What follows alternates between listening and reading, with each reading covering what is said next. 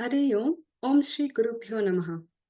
Sadashiva Samharambham Shankaracharya Madhyamam Asmadacharya Pariyantam Vande Guru Paramparam. Namaskara to all. This is your host Soumya and welcome everyone to yet another session from Indica Moksha on the account of Global Festival of Oneness 2024.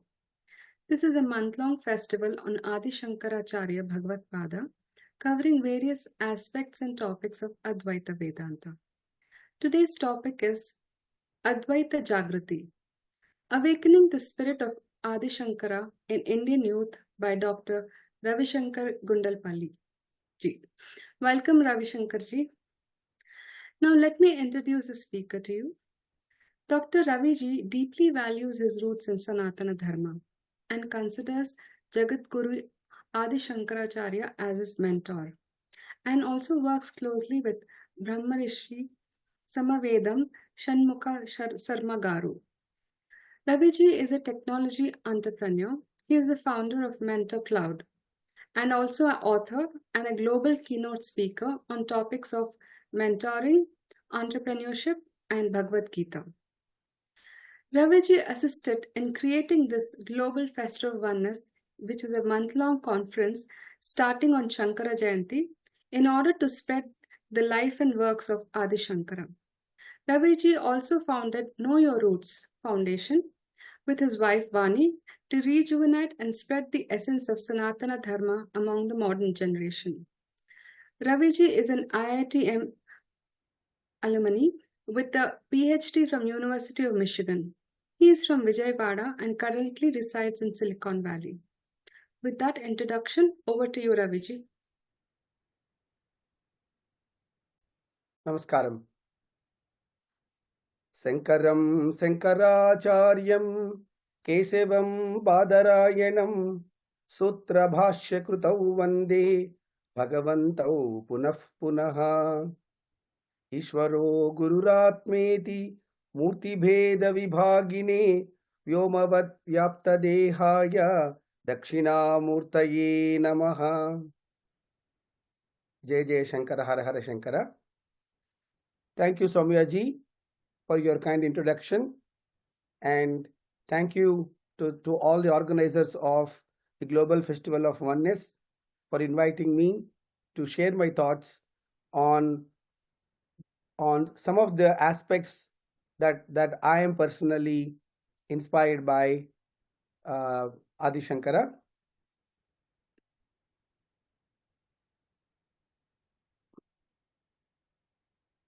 So today, the topic I've chosen is really the essence of this conference is how do you create a massive awareness about the life and works of Jagadguru Adi Shankara, Advaita Jagruti.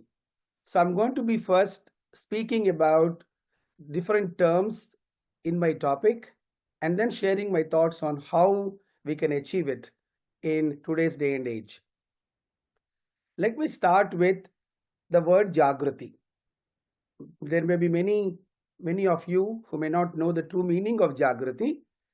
So Jagruti means awakening, not simply awakening, but with energy. Sometimes you awake people just like, hey, can you get up? But awakening with energy means really awakening them so that they come back to full consciousness with a lot more awareness about what's happening around them. So I want to spend time on what Jagruti is. Now, you can awaken something that is either someone who is alive, but maybe they are sleeping. Now, the sleeping, I will use the word, either they are sleeping in real or metaphorically sleeping, that they are not aware of what is happening around them. So that's what you cannot awaken something that is not alive. Like you can't awaken a stone or something like that, right? And awakening also means if there is a thought or an energy that exists, but the owner or the carrier of that energy does not know that they have that thought or energy inside them. That also is what we can awaken. If the energy doesn't exist, there's nothing to awaken. So just want to make sure that we have a good understanding of what awakening with energy means, or the word Jagruti. Let me give you some examples. We all went through the pandemic. The virus actually awakens the body's immune system. Otherwise, the immune system is there, but an external impulse or input suddenly creates that kind of awakening of the body's immune system. And again, inside a community or a family, when there is a crisis, suddenly people come together. So what I feel is it awakens what I call the collective spirit or the connective spirit of a family or a community. Let me give you a more positive example. A good leader, whether you are a CEO or you are the head of a business unit, you have the potential to awaken the genius of your people just by being there, just by talking about what your vision is for the business unit or the company. And a wise leader or jnani can awaken the inherent oneness in society. And this whole festival is to celebrate what Jagadguru Adi Shankara did several hundred years ago to create that oneness, the Advaita. Now, I'm going to not be talking about the Advaita because there are many other talks and about explaining what Advaita is non-duality. Dvaita is two, Advaita is non-duality. And there are many talks that I encourage all the listeners today to learn more. And at least I mentioned in my opening keynote on this conference is get curious. Because we're celebrating it for a month long, there's so much to learn. So get curious and join classes and join conferences like this so you can learn more. So we'll only touch upon these things at a very high level. So now we talked about what Jagruti really is about, is awakening with energy. Now let me share my view of what is the spirit of Adi Shankara that I'm talking about. What is it that I have gathered by studying his works, as well as reading what is called Adi Shankara Digvijayam. There are many books that talk about Adi Shankara's work, and it is usually referred to as Digvijayam, and Madhavya Digvijayam is one that is very popular. And I have identified 8 aspects which I call the spirit of Shankara, right? So if you abstract Adi Shankara's works, what are those attributes that we can emulate? One is this idea of oneness. Aham Brahmasmi. One of the first scholars to say, I am Brahman. That means when everybody is saying it, so there is no difference between me and Brahman. I am Brahman. Aham Brahmasmi. Again, there are a lot of scholars who have explained what this means at length. So that is one of the fundamental aspects of what Adi Shankara is about. The second is, if you study his works and his life story, he had a deep desire to remove the divisions, because we refer to Adi Shankara as an avatar who came in at a very critical time in the evolution of India or Bharat. There were so many religions, so many differences among societies, and he had this desire to remove those divisions and unify people. At the end of his avatar, really, India is what it is today. It's because of all the work that he has done. So the spirit of Shankara, we have to always remember that desire to do something in the society by doing this specific work. Again, there is another talk about what can we learn from Adi Shankara. There are 10 different aspects. So I encourage you all to learn more about each of these points that I'm making today. And the third, the spirit of Shankara is his search for the Guru. His life story, right starting from Kaladi, he walks all across to find his Guru, not only to seek knowledge but also guidance or mentorship. His Guru tells him exactly what his mission is, asks him to go to Varanasi and actually start writing bhashyams after his education is done. So the spirit is this constant seeking of a guru, which we all need to do. We all need to look for a guru to seek knowledge, and also who can really show us what our life purpose really is. And the fourth, which we see in a lot of leaders, is this vision to establish a process or a systems, or what I call the leadership parampara, that should exist beyond us. There are, for example, if you look at Adi Shankara, his establishment of the four matams, each matam having a specific vision statement, each one having a CEO, if you will, and how that parampara continues even after several hundred years in each of the matams is just phenomenal. Just to study, if you want to look at a strong leadership model that organizations can learn from, we have to look no further than each of the matams across India that Adi Shankara established. So this vision should be that whatever I do, it should not end with me, it should continue even after me.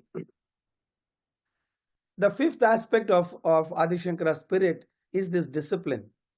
Now, he only walked on this planet in his physical body for just 32 years, and he finished most of his work of writing bhashyams, treatises, what is referred to as Prasthana-traya, by the age of 16. And then the story says that Vedavyas comes and says, your work starts now, so I'm going to give you additional time on this planet, so you can actually unify people by walking across the country and really making sure that people have one understanding of what Advaita really is. Now, to write so many treatises, so many bhashyams, walk across the country 6 times, it takes intense discipline, all while performing his regular sort of rituals. And so it is very important when we are talking about the Adi Shankara spirit, that there has to be that sense of discipline, because I consider our life is a gift, and how do we make the most out of it is really what we can learn from Adi Shankara. And the next one is this compassion to serve people. Again, there is the episode of Kanakadara Stotram, and many other stories in Adi Shankara Digvijayam, that we see constant examples of uplifting society, helping people who are in need. Again, this is also an essence of Adi Shankara that I have personally liked.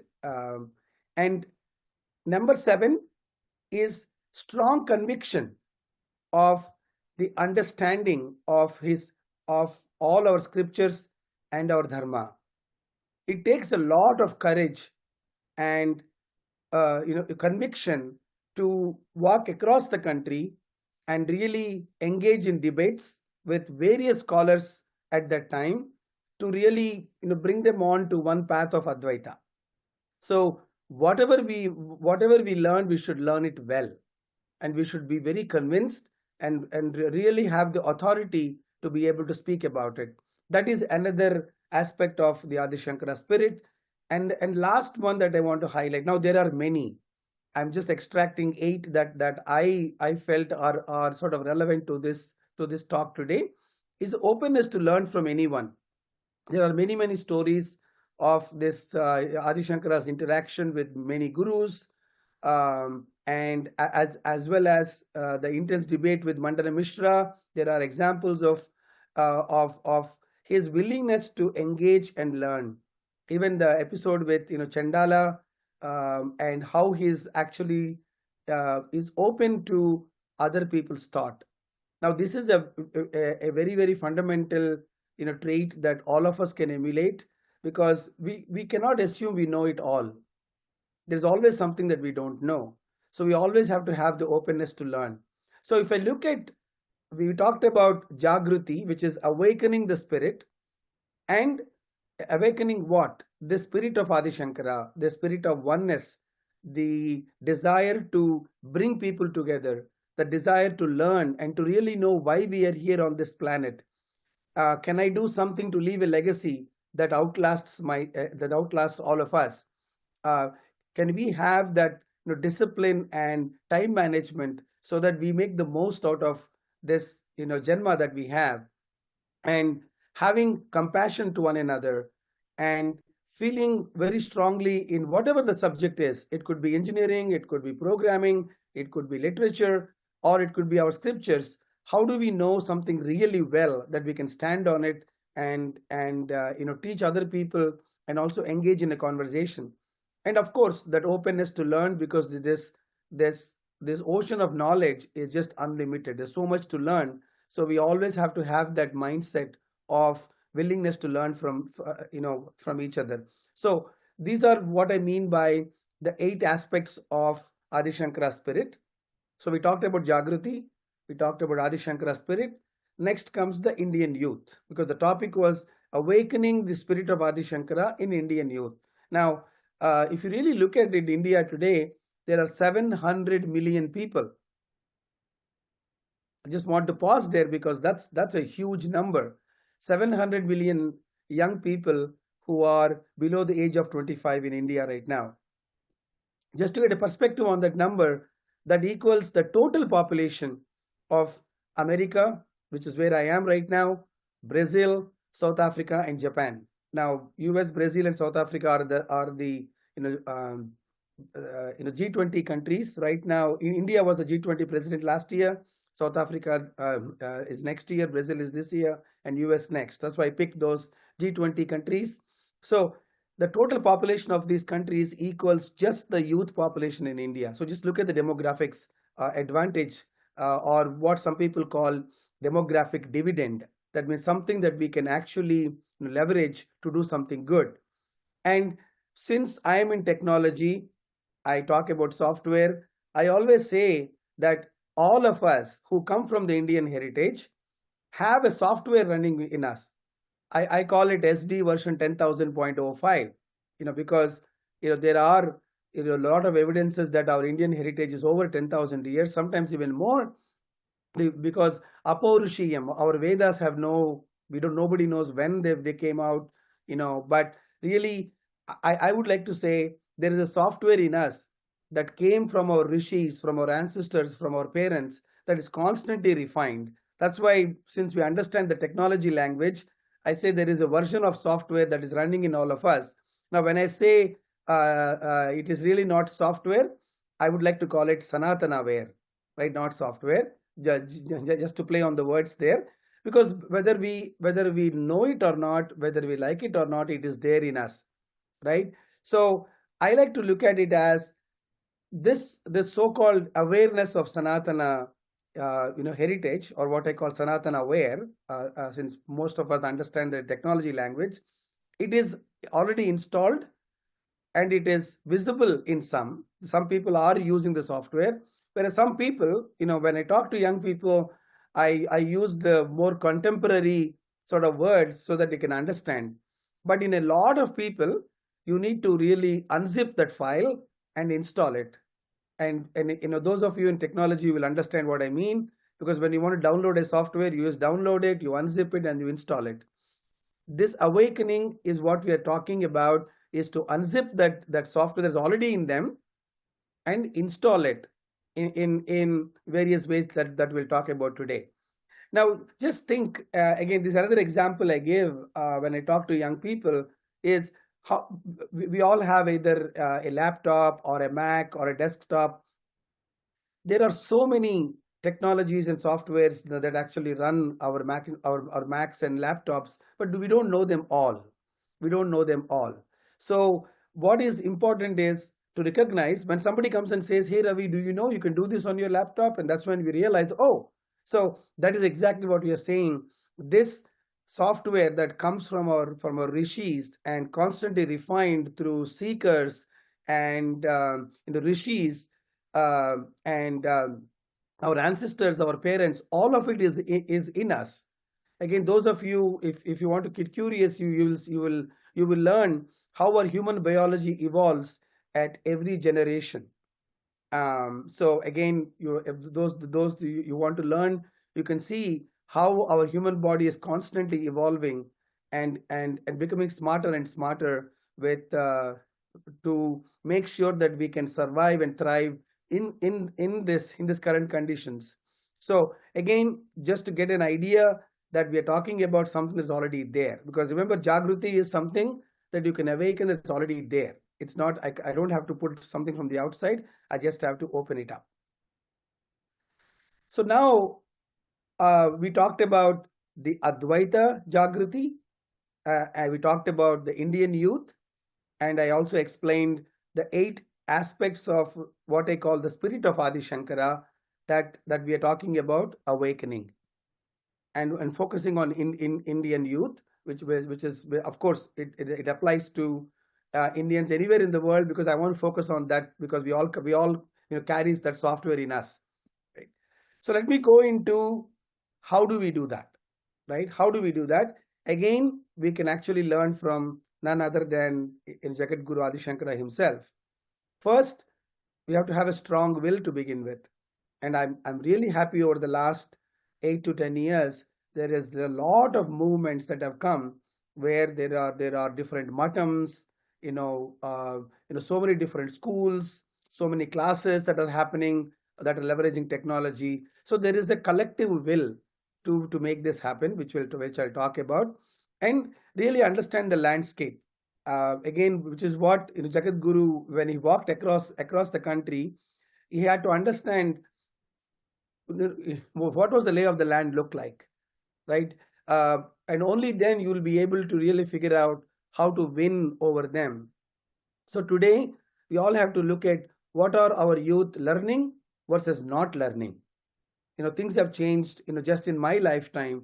What we used to be taught when I was in elementary school and middle school, high school, are not being taught today.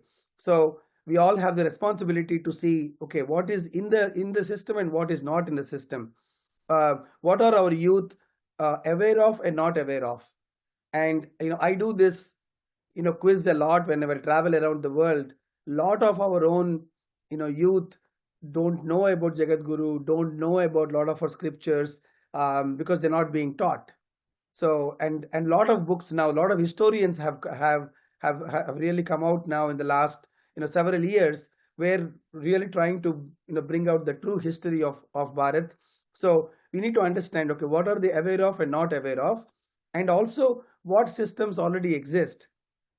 Now, just in my own quest over the last few years, I have found so many people, so many matams, so many universities that have come up, including the Indic Moksha and Advaita Academy, what it was called, to really essentially make this happen, right? So what Adi Shankara did in those days, we can learn from, is to execute a multi-pronged strategy, right? Again, I'm speaking the technology language.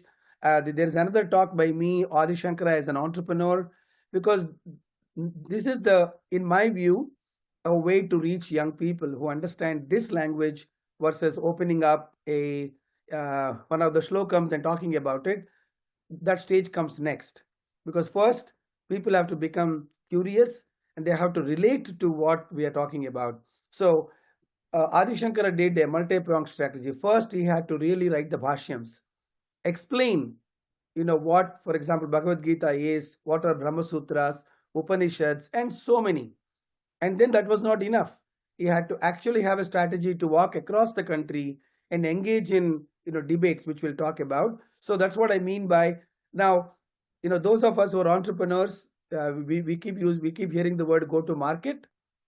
If you're in sales and marketing, you'll hear this a lot. When I speak, I talk about go to youth, right? Not go to market, because we are talking about engaging 700 million young people in this awakening process. So I'm going to use the word the GTY, what using the go to market sort of thought process that everybody talks about. How do you go to market when you bring a new product, whether it is a new iPhone or a new food recipe or a new product?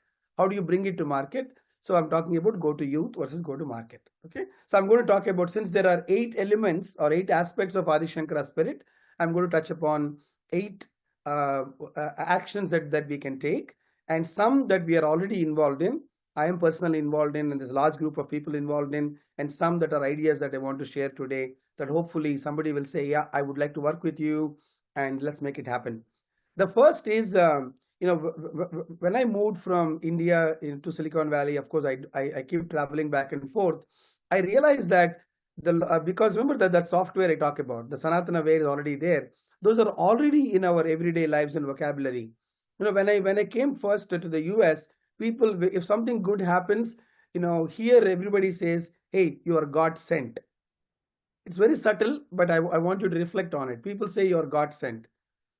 Whereas in India, we always say, hey, aap Bhagavan ke roop mein aaye hain. Devudi laga vachav. If you speak Telugu, Devudi laga vachav. Like you came like God. That's what we say. But in rest of the world, that at least, to the best of my knowledge, they always say you're God sent. That means God is somewhere, and he or she, whatever the gender is, he or she sent you to me to help in this particular situation. So here we actually already talk about the oneness. And this simple gesture of Sastanga Namaskar is also an aspect that when we do this to gurus, and I have not seen this in any other part of the world. I've traveled to over 14 countries, and nowhere this culture exists. What does this mean? When I do the Sastanga in front of my guru, I'm saying, I am bowing to the God in you. That there is God in you, and I'm essentially respecting that. It could be God in the form of knowledge or wisdom, but this culture is very unique to Bharat. Even the simple gesture of namaskar is now, of course, everybody is become a very worldwide gesture now, but even that shows that you and I are one. There are many interpretations of this one gesture, that I am God, aham brahmasmi. You also aham brahmasmi. I am essentially bowing to that person, in that God in you. There are also another interpretation that I am made of 5 elements, you are made of 5 elements, we are one. So there are multiple now these simple things I like to bring it out, so people know that it's already there. A part of the software is already operational, if I can say that. So strategy number 1 is talk that this is already there, that in our everyday life. Second is definitely this conference we started 5 years ago is really to bring out all the experts. Now, over the last 5 years, we have probably gotten close to 300 or 350 different experts from all across the world who are studying different aspects of Indian scriptures, different aspects of Adi Shankara, and really the conference like this has brought people out and are sharing. For example, we have a Supreme Court judge talking about how he leverages Adi Shankara's debating principles in his everyday debates. And there are scholars, there are engineers. Recently we had an aerospace engineer, electrical engineers, leaders, professors. All of them, a conference like this will bring out. And since we are in the AI world right now, this content, once it is available, we can tag it, we can transcribe it, and we can actually build an AI engine. This is a project I'm working on, because we are so used to things like ChatGPT nowadays, that every young person is going and asking, hey, where can I find this? What should I do now? Can you write me an essay? All of those things. Imagine we have an AI technology that makes Adi Shankara's works and all the people's interpretations on demand using an AI tool. So second strategy to really awaken Indian youth is conferences like this, that every year when we do this, and then we celebrate for a month after, is to really create that content. Because again, those of you who know, content creation is the most important, and that means you have to have conferences like this. The third, recently I met someone who gave me a list of books. He called them must read before you die. These are books on Indian history, Indian scriptures, and I changed it to must read before you graduate, because all our young people, there are certain books that everybody should read. Now, this is one book that he told me. I believe it's a very. I haven't read the book yet. I just heard it. It's by Ms. Rupa Pai, about Vedas and Upanishads, and there are 12 other books that this person has identified. I'm sure India is not short of books. There are many, many, many books, but you have to promote them in the modern format, because the young people today, they don't have the patience. Not everybody, I'm talking about the majority. They want to see something in a much more modern format, in an Instagram story or an interactive game or an animation. So there is that effort already going on, where these books are being made available to youth in a way that they can consume.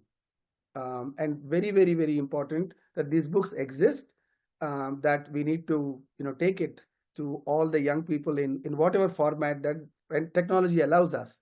Even this particular conference allows us to bring people from all over the world without having to travel and be in one place. Continuing on, there is another project that I'm contemplating, called Advaita Acharya. Now, some of you might recognize, because we need opportunities for youth to ask questions to a modern guru. Now, Sadguru has something like this, but we need to expand that and maybe do it countrywide. And again, this idea came from already Indian government has something called Pariksha Pe Charcha. It's what a beautiful way for students to interact with our Honorable Prime Minister and just have a conversation. So why not we have this kind of programs, where young people, especially who are so confused because they're not learning what they're supposed to learn, how can they have the opportunity to ask, what does Advaita mean? Why do we have so many gods? Why do we have idols? What are these temples? What are these scriptures? So many simple questions that, the good news is there are answers for all of them. And how do we create mechanisms that our youth have the opportunity to have the answers? Because if they don't have the answers, that's when they get carried away by another school of thought. Now, Adi Shankara actually had this as one of his strategies. He had this idea of vad vivad, or debating, because he would go to a city or a town in those days and said, okay, let's have a debate, and if I win, then you have to follow my school of thought, and if you win, I will convert to your school of thought. It was a very simple rule. And again, there are many talks on the most famous debate in Adi Shankara's life, the debate with Mandara Mishra, that I believe has gone for several weeks. So like that, he had many such debates all across the country at a time when there were 72. I'm sure that there are more smaller ones, but there were 72 Vaidika and Avaidika religions in those times. Now, how do you bring all of them together? So that's why, while Adi Shankara used the Vad Vivad, where there were scholars that he would sit across and have a conversation or a debate, in today's world, with the kinds of numbers we're talking about, can we create Advaita Acharya? That's an idea number 4, to awaken the Adi Shankara spirit and Advaita spirit in our young people. Number 5 is, I'm a strong believer that modern education is important. We all have to know engineering, construction, programming, accounting. We all need that. Adi Shankara and all the scholars always say we should get education, and we should generate wealth, and we should be happy in our life. At the same time, I believe that we should also get education on what I call Bharatiya education, and maybe introduce some certification. Because today, if I apply for a job as a project manager, some companies ask, do you have the PMP certification? It's called project manager professional. Why can't we introduce a certificate for, I know what being Indian is, and I'm already working on it with some schools. Now, when would this become very popular is when we entice colleges. Like if you have students who say they have this basic education, encourage them by giving them admission. If there are graduates who say, I know what compassion is, I know how to bring people together. I have this a good dharmic way of thinking. And so if you really look at all the spirit qualities, as a CEO of a company, I would love to hire such people who are compassionate, hardworking, disciplined, a true team player, a good leader. Which company would not want all of that? So entice employees to recognize it, and so that then it becomes a loop, because we live in a world where people ask, what's in it for me? So we have to create a different mechanism, not just say it is good for you. It has to give something in return. And recently I've had the privilege to attend a wonderful university called Rishihood University in Delhi, and really amazed by what they are doing. They're actually combining the Bharatiya education with an MBA and and a BBA.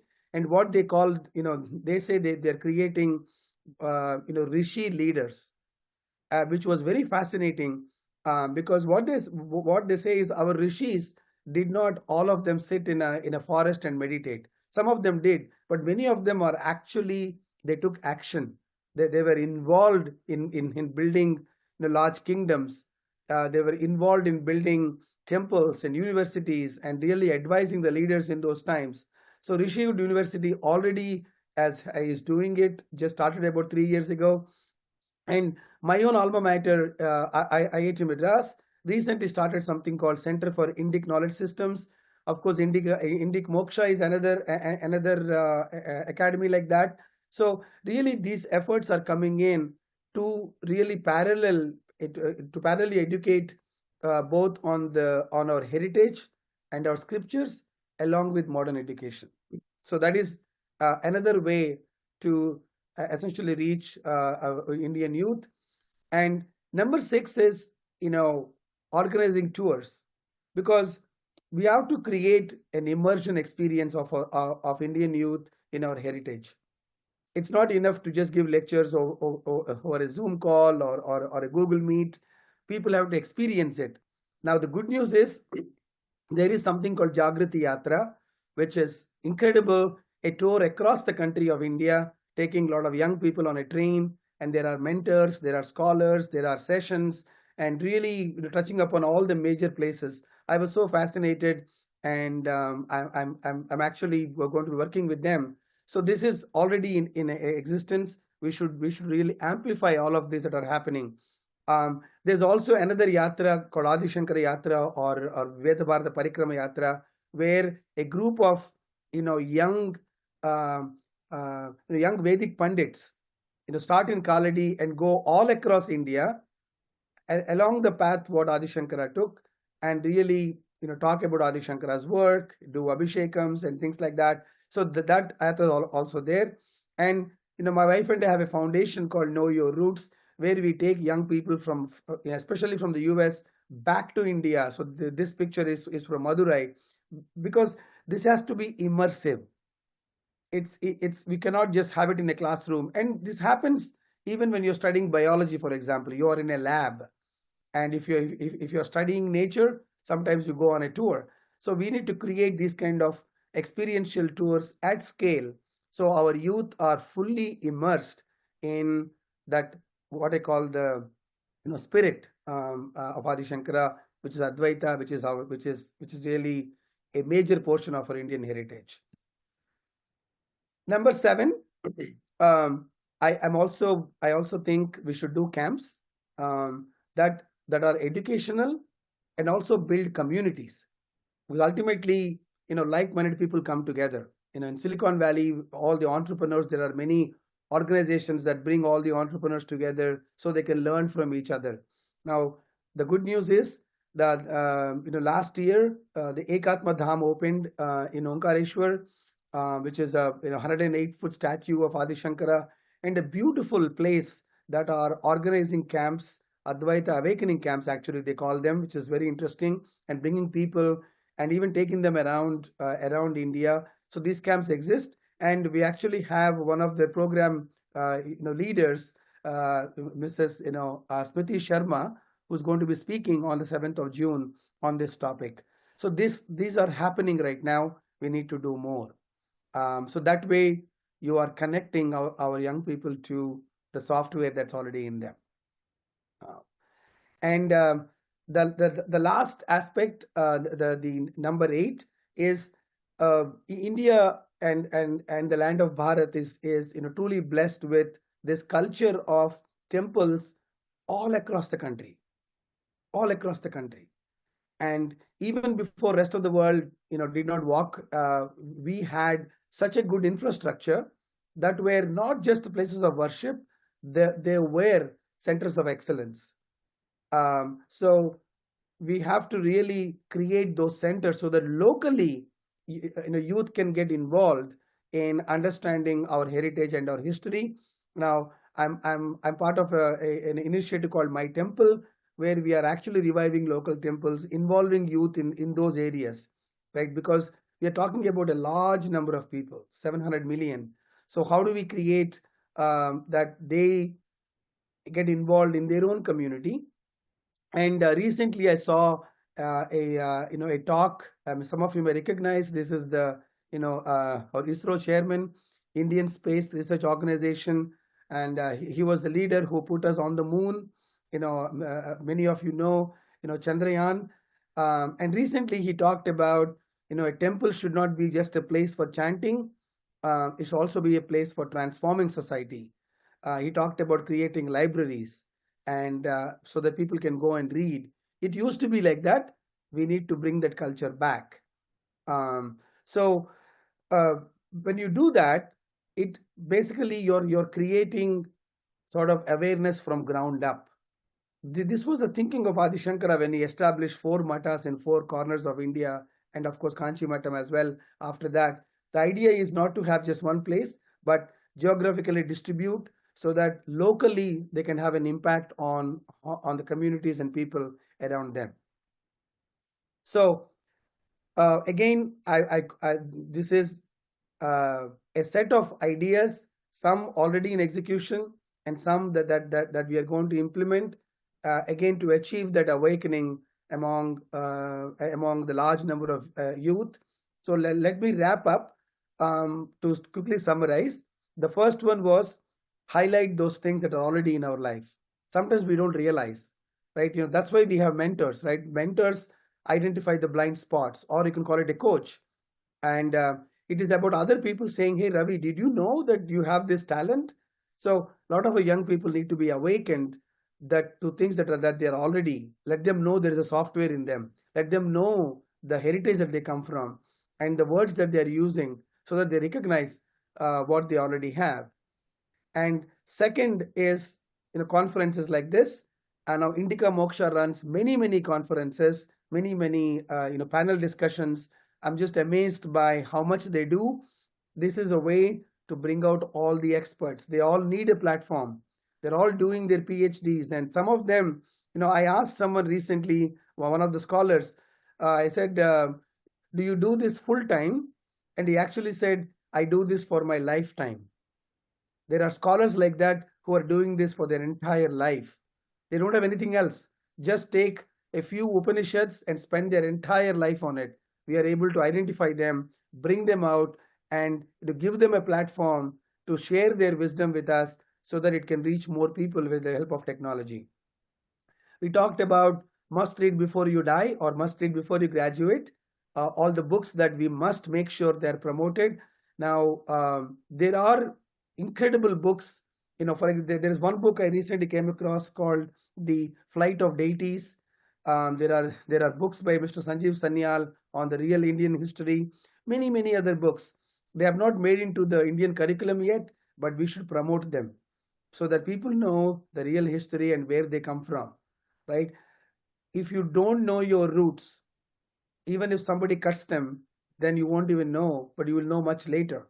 So you just have this picture in your mind of a flower or a fruit.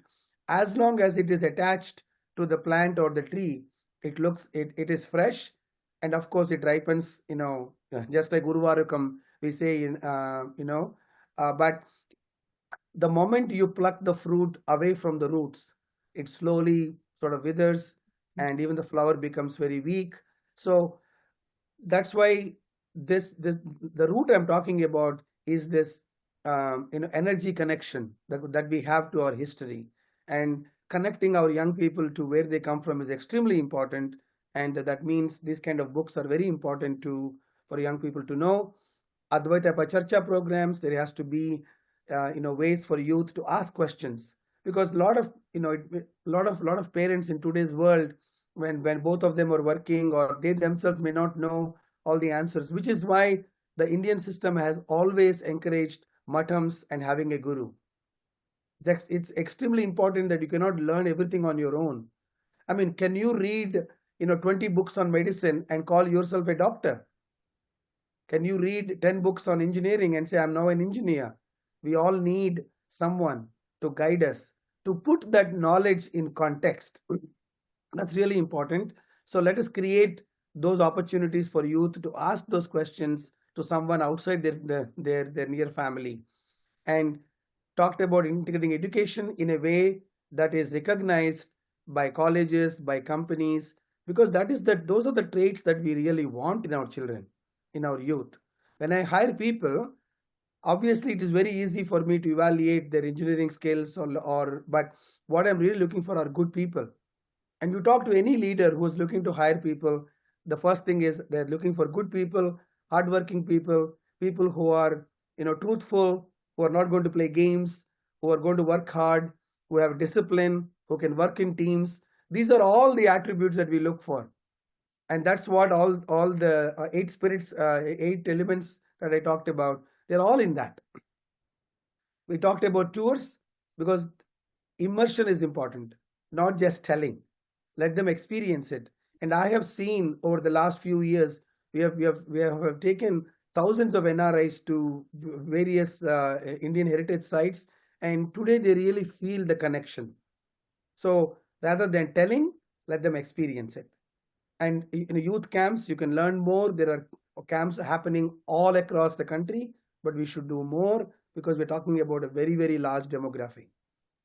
And lastly, this creating local centers of excellence. While we have the 4 matams, we already have the advantage of community temples, and let's convert them into centers of excellence and centers of learning. So 8, I call it 8 because we have 8 directions, 4 and 4 directions.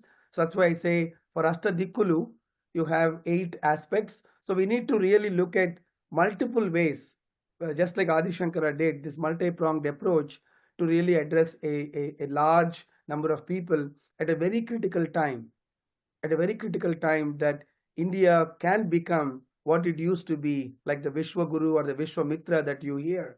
Is even at G20, India really stood up and said, one family, one planet, one future. The Vasudhaiva Kutumbakam is only country that can say something like that. We are all one. This oneness is inherent in everything we say and do. So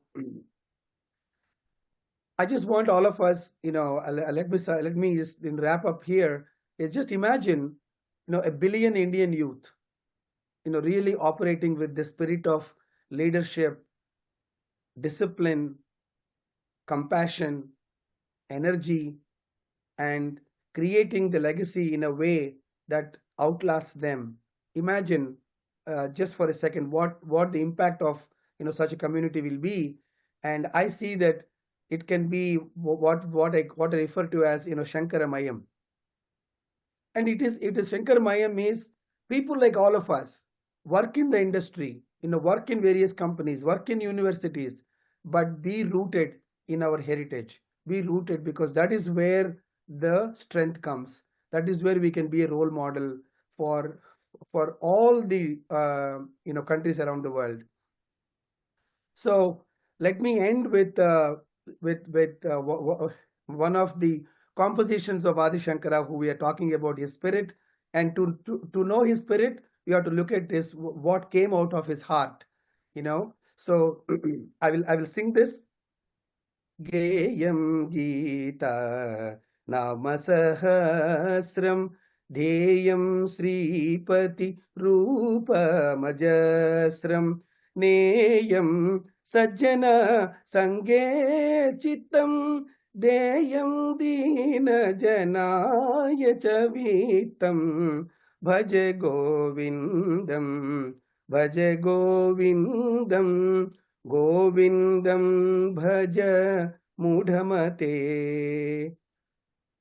Namaskaram and pranams, and thank you for listening. And I hope this has awakened certain aspects of curiosity in each and every one of you. And I hope together we awaken the spirit of Adi Shankara in all 700 million plus young people, especially in India. And with that, we can inspire and impact the rest of the world. So we have a peaceful and a prosperous world for all. Vasudhaika Kutumbakam. Thank you very much.